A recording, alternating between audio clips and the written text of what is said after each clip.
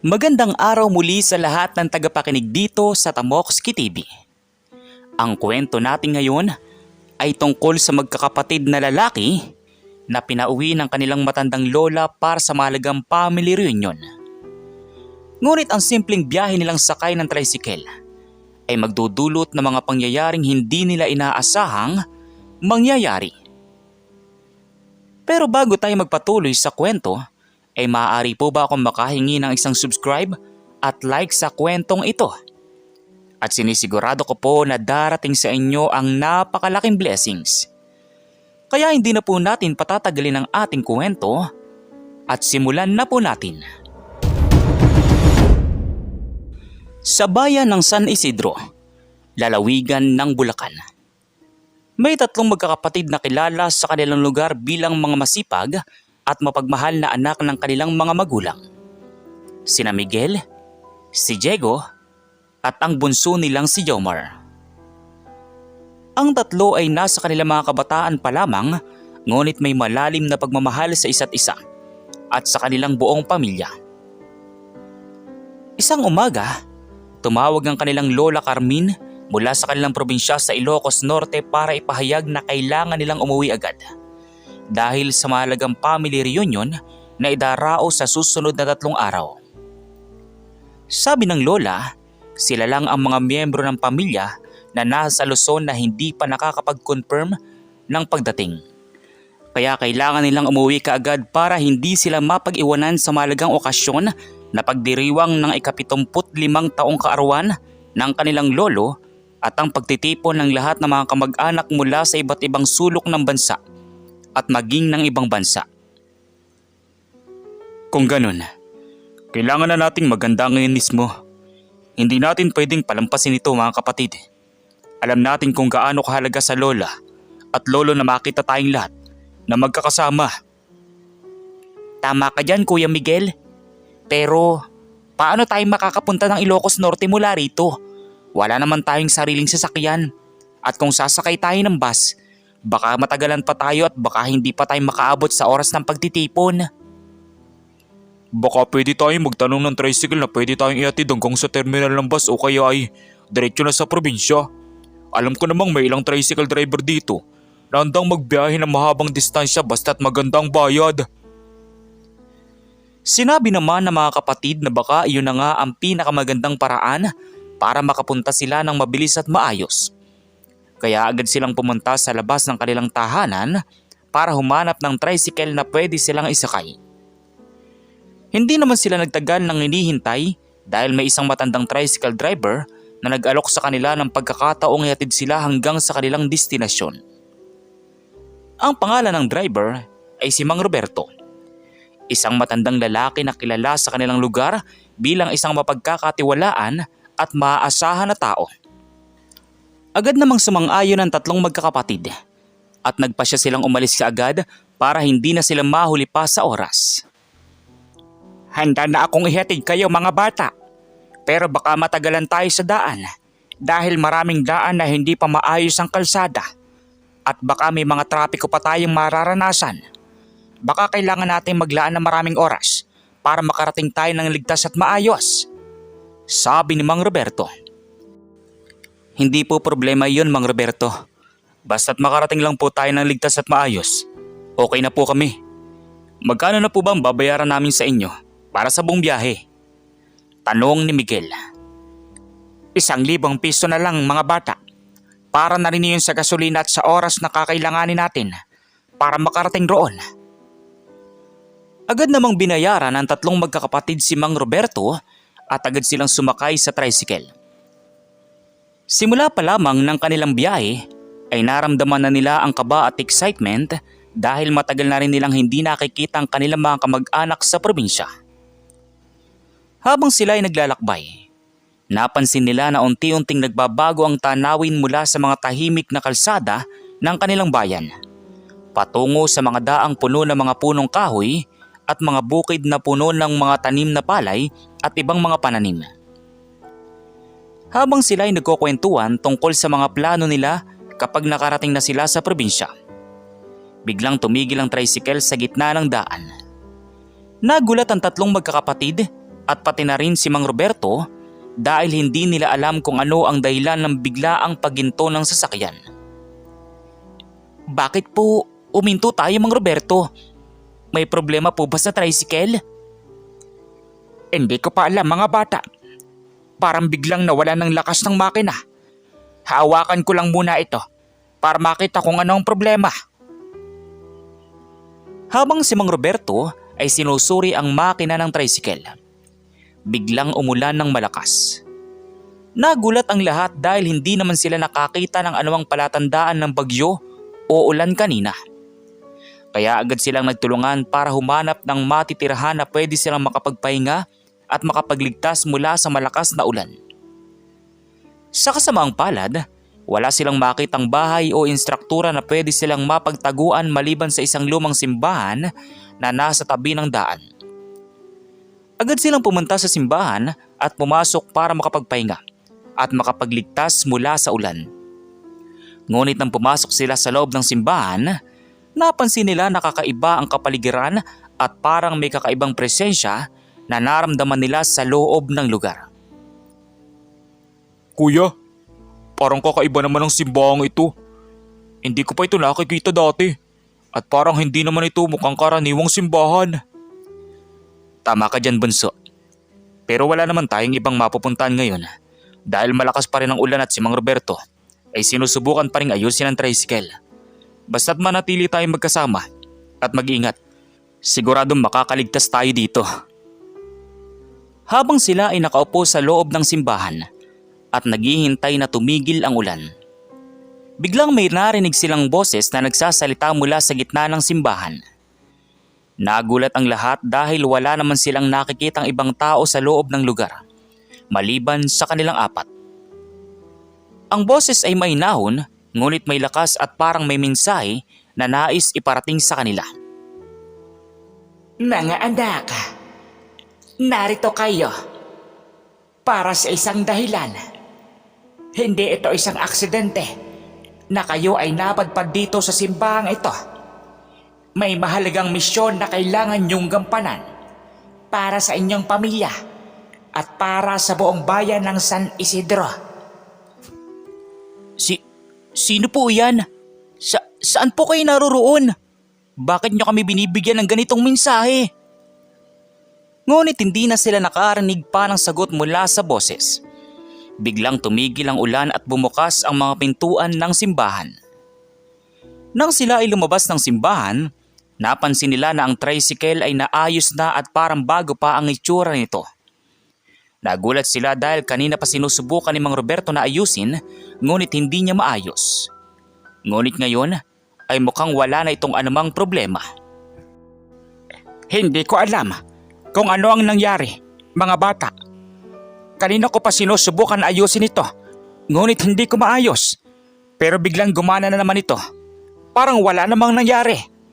Baka may mga kababalagan na nangyayari dito sa lugar na ito. Hindi na rin nagtanong pa ang tatlong magkakapatid at nagpasya silang magpatuloy na sa kanilang biyahe. Habang sila ay naglalakbay muli, napansin nila na mas mabilis na ngayon ang takbo ng tricycle at parang mas maayos na rin ang daan na kanilang tinatahak. Hindi nila alam kung ano ang nangyari, pero naramdaman nila na may kakaibang puwersa na nagtataboy sa kanilang sasakyan patungo sa kanilang destinasyon. Makalipas ang ilang oras, narating na nila ang kanilang bayan sa Ilocos Norte. Ngunit nang makarating sila sa tahanan ng kanilang lolo at lola, napansin nila na marami ng mga tao ang nakapiling sa kanila at parang may kakaibang pagdiriwang na nagaganap. Mga apa, sa wakas ay dumating na kayo. Nag-aalala na kami sa inyo dahil matagal na kayo hindi dumating. Pero alam ko makakarating kayo ng ligtas dahil may mga anghel na nagbabantay sa inyo, sabi ng kanilang lola Carmen.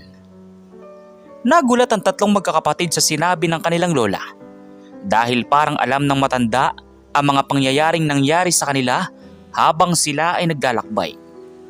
Ngunit bago pa sila makapagtanong pa, biglang may dumating na isang grupo ng mga tao na sakay ng isang malaking helicopter. Nagulat ang lahat dahil hindi nila alam kung sino ang mga taong iyon at bakit sila dumating sa kanilang tahanan.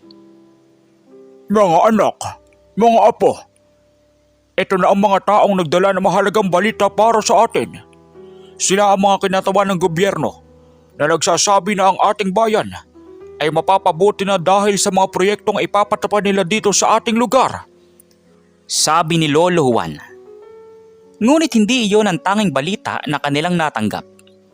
Dahil sinabi pa ng mga kinatawan ng gobyerno na ang tatlong magkakapatid ay mapipili na maging bahagi ng mga proyektong iyon. Dahil sa kanilang katapatan at kabutihang loob na ipinakita nila sa kanilang bayan. Nagulat ang tatlong magkakapatid dahil hindi nila alam kung bakit sila napili, ngunit naramdaman nila na ito ay dahil sa mga pangyayaring nangyari sa kanila habang sila ay naglalakbay papunta sa probinsya. Habang ang lahat ay nagkakatuwaan at nagkukwentuhan tungkol sa mga balitang dala ng mga bisita, biglang may isang lalaki na lumapit sa tatlong magkakapatid at ipinakilala ang sarili bilang si Mayor Santos ng kanilang bayan. Sinabi niya na matagal na niya silang pinapansin dahil sa kanilang mga gawaing mabuti sa kanilang lugar at sa kanilang pagiging masipag at mapagmahal sa kanilang pamilya. Kaya naman siya ay nagpasya na kunin sila bilang mga kasapi ng kanyang kupunan para sa mga proyektong ipapatupad sa kanilang bayan. Mga binata, matagal ko na kayong napapansin dahil sa mga magagandang gawa ninyo sa inyong lugar. Kaya naman ako ay nagpasya na kunin kayo bilang mga kasapi ng aking kupunan para tulungan ninyo akong ipatupad ang mga proyektong makakatulong sa pag-unlad ng ating bayan. Sana ay tanggapin ninyo ang aking alok dahil kailangan ko ng mga taong tulad ninyo na may mabuting puso at malasakit sa kapwa. Sabi ni Mayor Santos. Maraming salamat po, Mayor Santos, sa inyong tiwala sa amin. Ngunit hindi po namin alam kung kaya namin itong gawin dahil wala naman po kaming karanasan sa ganitong uri ng trabaho. Sagot ni Miguel. Huwag kayong mag-alala, mga binata. Bibigyan kayo ng sapat na pagsasanay at suporta para magampanan ninyo ng maayos ang inyong mga tungkulin. Alam kong kaya ninyo ito dahil sa inyong mga katangian na nakita ko sa inyo. Pinag-isipan ng tatlong magkakapatid ang alok ng mayor at sa uli ay sumang-ayon silang tanggapin ito. Dahil alam nila na ito ay isang magandang pagkakataon para makatulong sila sa kanilang bayan at sa kanilang pamilya. Pagkatapos noon, inanyayahan sila ng mayor na sumakay sa helicopter para makita nila mga lugar na pagtatrabahuhan nila at para maipakilala sila sa ibang mga kasapi ng kanyang kupunan. Nagulat ang tatlong magkakapatid dahil hindi pa sila nakasakay ng helicopter at hindi nila alam kung paano sila makakapag-adjust sa ganitong uri ng sasakyan. Kuya, kinakabahan ako. Hindi pa ako nakakasakay ng helicopter dati at baka hindi ko kayang makasama dito. Huwag kang matakot, Jomar. Kasama naman natin ang mayor at ang iba pang mga kasapi ng kupunan. Siguradong ligtas tayo dito. Agad silang sumakay sa helicopter at simula pa lamang ng kanilang paglipad ay namangha sila sa mga tanawin na kanilang nakikita mula sa itaas. Nakita nila mga malalaking bundok, mga lawa, mga ilog at mga bukid na puno ng mga pananim. Habang sila ay lumilipad, binigyan sila ng mayor ng pagpapakilala sa iba pang mga kasapi ng kanyang kupunan na sina Engineer Reyes, si Dr. Cruz at si Architect Mendoza. Lahat sila ay mga profesional na may malaking karanasan sa kanilang mga larangan at handang tumulong sa tatlong magkakapatid para matuto at magampanan ng maayos ang kanilang mga tungkulin. Mga binata, ako si Engineer Reyes at ako magtuturo sa inyo tungkol sa mga proyektong pang-infrastruktura at ipapatupad natin sa inyong bayan. Kasama dito ang pagtatayo ng mga bagong kalsada, tulay, paaralan at ospital na makakatulong sa pag-unlad ng inyong lugar. Sabi ni Engineer Reyes. Ako naman po si Dr. Cruz at ako magtuturo sa inyo tungkol sa mga proyektong pangkalusugan na ipapatupad natin dito. Kasama dito ang pagpapakalat ng mga impormasyon tungkol sa kalusugan, pagbibigay ng libreng pagpapatingin at gamot sa mga nangangailangan, at pagtatayo ng mga sentro ng kalusugan sa mga liblib na lugar. Sagot naman ni Dr. Cruz. Ako naman, si Architect Mendoza. At ako magtuturo sa inyo tungkol sa mga proyektong pang-arkitektura na ipapatupad natin dito.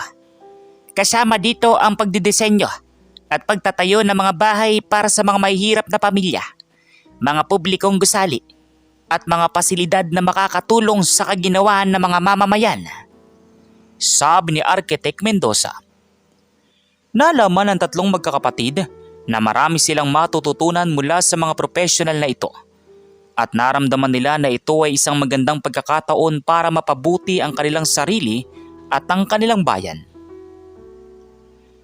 Pagkatapos na maikling paglipad, dinala sila ng helicopter sa isang malawak na bukid na inilaan para sa isa sa mga unang proyekto ng gobyerno. Ang pagtatayo ng isang bagong paaralan na magiging tahanan ng mga estudyante mula sa mga liblib na barangay sa kanilang bayan. Bumaba sila ng helicopter at namangha ang tatlong magkakapatid sa laki ng lugar at sa mga plano na ipinakita sa kanila ng mga profesional. Mga binata, ito na ang unang proyekto natin. Ang paaralang ito ay makakapagbigay ng magandang edukasyon sa mga bata ng ating bayan, lalo na sa mga hindi kayang pumasok sa mga paaralan sa bayan. Kayo magiging mga tagapamahala ng mga gawain dito, mula sa pagbili ng mga materyales hanggang sa pagtuturo ng mga estudyante kapag handa ng paaralan. Sabi ni Mayor Santos. Talaga po ba, Mayor? Handa po kaming gawin ang lahat para matupad ito. Alam namin kung gaano kahalaga ang edukasyon para sa kinabukasan ng mga bata. Sagot ni Miguel. Mula noon, nagsimula na magtrabaho ang tatlong magkakapatid kasama ang kupunan ng mayor.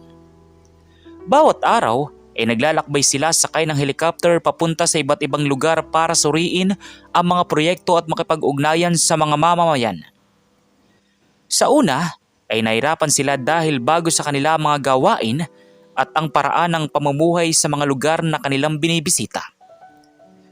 Ngunit sa tulong ng mga profesional at sa suporta ng kanilang pamilya, unti-unting nakasanayan na nila ang lahat. Kuya, hindi ko akalain na kaya nating gawin ito. Nakikita ko na mga ngiti sa mukha ng mga bata at mga pamilya na makakatanggap ng tulong mula sa atin. Iyon na mismo ang nagbibigay sa ating ng lakas para magpatuloy. Tama ka. Kahit napagod tayo araw-araw, alam nating mayroon tayong ikinabubuti. Lalo na makita ko ang isang batang babae na sabi niya gusto maging guro paglaki niya para tulungan din niya ang ibang bata sa kanilang lugar.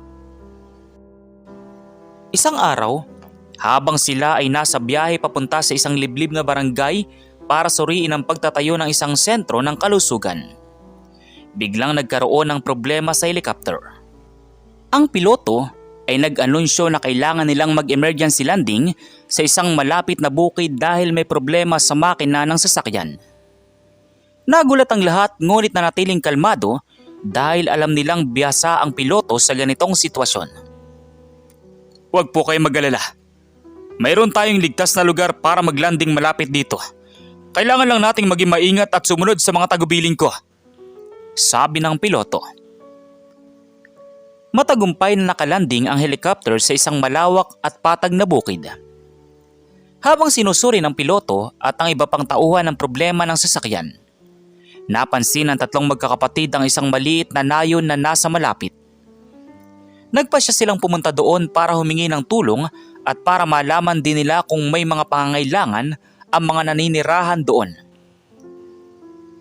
Mga kapatid, tara na tayo doon sa nayon. Baka makatulong tayo sa kanila habang hinihintay nating maayos ang helicopter. Bukod pa rito, baka may makain tayo doon at maiwasan nating magutom. Sabi ni Miguel. Pagdating nila sa nayon, natagpuan nilang marami ang mga pamilyang nangangailangan ng tulong.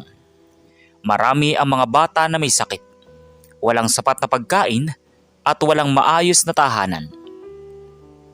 Nagulat ang tatlong magkakapatid dahil hindi nila alam na may ganitong lugar sa kanilang bayan na napakalayo sa tulong ng gobyerno. Dahil doon, agad silang nagpasya na tulungan ng mga tao doon, gamit ang mga gamit at pagkain na dala nila sa helicopter. Mangyaring tanggapin niyo po ito. Hindi po ito marami, pero sana ay makatulong ito sa inyo. Maraming salamat po mga binata. Matagal na po kaming hindi nakakatanggap ng tulong mula sa sino man. Marami po kami mga bata na nangangailangan ng gamot at pagkain. Sabi ni Aling Rosa, manggagawa sa bukid. Habang sila ay nagtutulungan sa mga tao ng nayon, biglang dumating ang isang grupo ng mga tauhan ng gobyerno na sakay ng ibang helicopter. Ito pala ay pinadala ni Mayor para tulungan sila at para suriin din ang kalagayan ng mga naninirahan sa nayon. Sinabi ng mga tauhan na agad nilang ipapaalam sa Mayor ang sitwasyon doon para maibigay agad ang tulong na kailangan ng mga mamamayan. Mga kapatid, narito kami para tulungan kayo. Ang mayor ay nag-aalala ng hindi kayo makontak, kaya agad niya kaming pinadala rito. Bukod pa rito, narinig namin ang tungkol sa mga tao dito sa nayon. Ipapaalam namin ito sa opisina para maibigay agad ang mga proyekto at tulong na kailangan nila, sabi ng tauhan ng gobyerno. Pagkatapos ng ilang oras, naayos na ang helicopter at handa na silang magpatuloy sa kanilang biyahe. Bago sila umalis, nagpasalamat ang mga tao ng nayon sa tatlong magkakapatid at sa mga tauhan ng gobyerno. Naramdaman ng tatlo ang malaking kasiyahan sa kanilang puso dahil alam nilang nagawa nilang makatulong sa mga taong tunay na nangangailangan. Pagbalik nila sa bayan, agad silang pumunta sa opisina ng mayor para ibigay ang kanilang ulat tungkol sa kanilang pagbisita sa liblib na barangay at sa nangyaring emergency landing ng helicopter. Si Mayor Santos ay nag-alala, ngunit natuwa rin nang marinig na nakatulong sila sa mga tao doon. Mabuti naman at ligtas kayong lahat. Nabigla ako nang marinig na may problema kayo sa helicopter. Pero alam kong may mabuting puso kayong tatlo. Kaya siguradong makakaya ninyong harapin ang anumang problema. Tungkol sa nayong iyon, agad na nating ipapaunlad ang mga proyekto doon. Magtatayo tayo ng sentro ng kalusugan, paaralan, at magbibigay tayo ng tulong pangkabuhayan sa mga mamamayan, sabi ni Mayor Santos. Maraming salamat po, Mayor. Siguradong magagalak ang mga tao doon ang marinig ito. Alam po namin na gagawin ninyong lahat para sa ikabubuti ng lahat, sabi ni Miguel. Sa mga sumunod na araw, nagsimula na magtayo ng mga infrastruktura sa nayong iyon. Ang tatlong magkakapatid ay laging naroon para bantayan ang mga gawain at makipag-ugnayan sa mga mamamayan. Habang sila ay nagtatrabaho doon, nakilala nila ang isang batang lalaki na pangalan ay si Bunso. Si Bunso ay isang masipag na bata na gusto makapag-aral ngunit hindi kaya mag-enroll sa paaralan dahil sa kahirapan ng kanilang pamilya. Mga kuya, gusto ko rin po makapag-aral. Gusto ko po maging doktor paglaki ko para maibigay ko rin ang tulong na kailangan ng mga tao dito sa aming lugar, sabi ni Bunso. Huwag kang mag-alala, Bunso.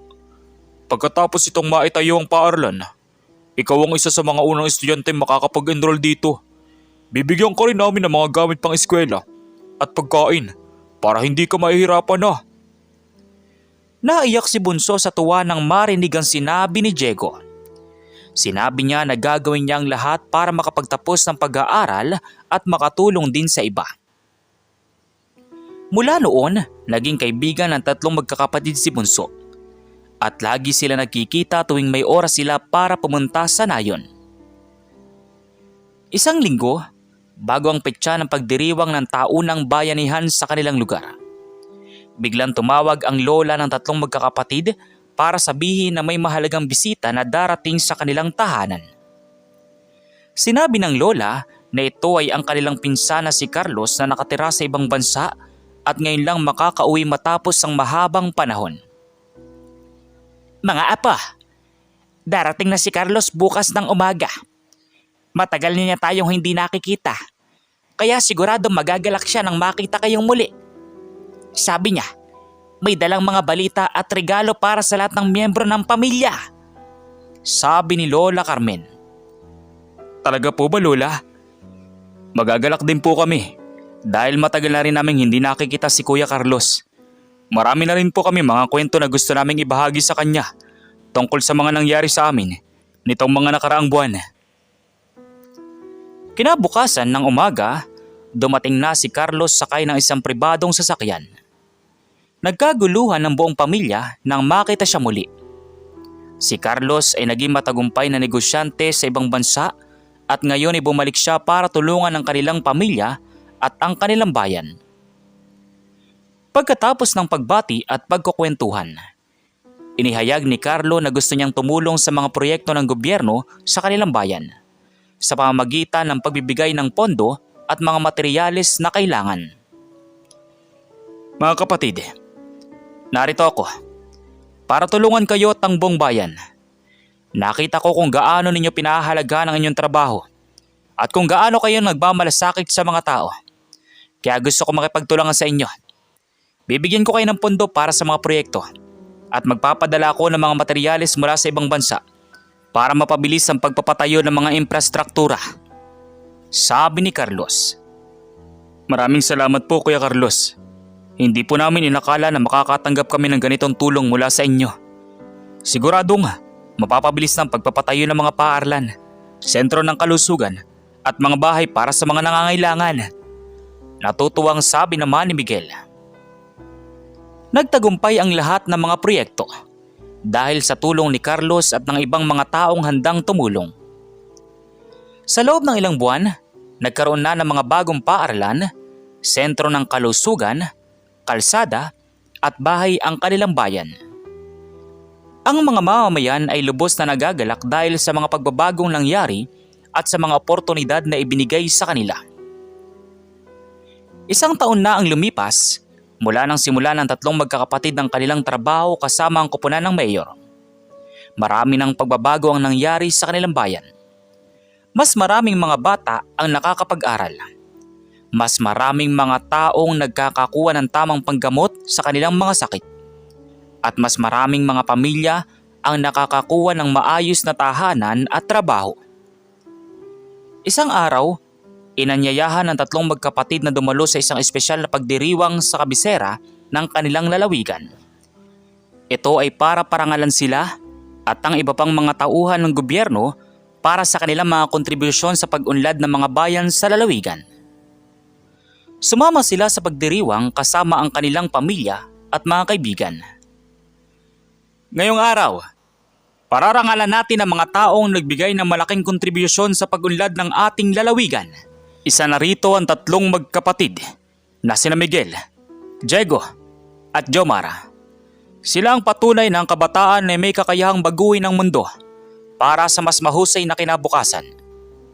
Sa kanilang sipag, tiyaga at mabuting puso, nakapagbigay sila ng pag-asa sa mga taong nangangailangan at nagpakita ng tunay na kahalagahan ng pagtutulungan at pagmamalasakit sa kapwa, sabi ng gobernador. Matapos ang pagbibigay ng parangal, hinirang din ang tatlong magkakapatid na mga opisyal ng mga proyekto ng lalawigan para mas mapalawak pa ang kanilang mga gawain at makatulong pa sa mas maraming mga bayan. Nagpasalamat sila sa pagkilala at ipinangako na gagawin nila ang lahat para patuloy na makatulong sa mga tao. Maraming salamat po sa lahat ng pagkilala at suporta na ibinigay niyo sa amin. Hindi po namin magagawa ito nang wala ang suporta ng aming pamilya, mga kaibigan at ng lahat ng taong naniniwala sa amin. Patuloy po kami magsusumikap para makatulong sa mga taong nangangailangan at para mapabuti pa ang aming bayan at lalawigan, sabi ni Miguel. Pagkatapos ng pagdiriwang, bumalik sila sa kanilang bayan sakay ng helicopter. Habang sila ay lumilipad, tiningnan nila mga tanawin ng kanilang bayan at nakita nila kung gaano na itong umunlad mula noong una silang nagsimula ng trabaho. Naramdaman nila ang malaking kasiyahan at pagmamalaki sa kanilang puso dahil alam nilang lahat ng kanilang pagod at pagsisikap ay nagbunga ng magagandang resulta. Pagdating nila sa kanilang bayan, sinalubong sila ng mga mamamayan na may dalang mga bulaklak at mga pagkain. Nagkaroon ng maliit na pagdiriwang para sa kanila bilang pagpapasalamat sa lahat ng kanilang ginawa para sa bayan. Habang sila ay nagkakatuwaan at nagkukwentuhan, biglang may tumawag sa kanila, si Bunso, ang batang lalaki na kanilang nakilala sa liblib na barangay. Sinabi ni Bunso na siya ay isa na ngayong estudyante sa bagong paaralan at nangako na mag-aaral siya ng mabuti para makatulong din sa iba paglaki niya. Mga kuya, salamat po sa inyo. Kung hindi dahil sa inyo, hindi ko po makakamit ang pangarap ko makapag-aral. Pangako po, mag-aaral ako ng mabuti para maging doktor paglaki ko at tutulungan ko rin ang mga taong nangangailangan dito sa aming lugar. Gagawin ko po ang lahat para hindi kayo mapahiya sa tiwala na ibinigay niyo sa akin. Sabi ni Bunso. Napakasaya namin sa narinig namin, Bunso.